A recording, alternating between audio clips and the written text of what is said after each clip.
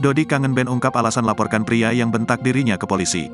Baru-baru ini gitaris Kangen Band, Dodi mengalami peristiwa kurang menyenangkan yakni dimaki dan dibentak oleh seorang pria. Gitaris Kangen Band itu lantas melaporkan pria yang membentaknya ke kantor polisi. Dodi Kangen Band mengaku melakukannya agar sang pelaku mendapatkan efek jera. Dengan begitu, pria tersebut tidak melakukan hal yang sama pada orang lain. Ya maksudnya biar ada efek jera lah, biar nggak ke semua orang kayak gitu.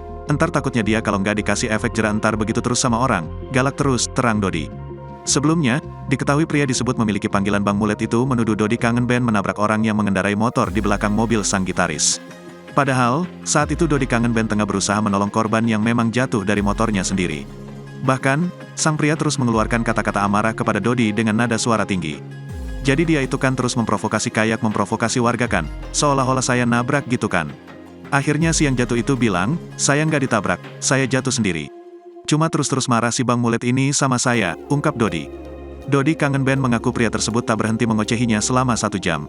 Kala itu, ia berusaha tetap sabar. Saya dioceh-ocehin dari jam 16 sampai jam 17 sama dia. Benar-benar ini orang, tapi saya coba sabar-sabar aja. Dia biar dibilang jago aja kali, kata Dodi.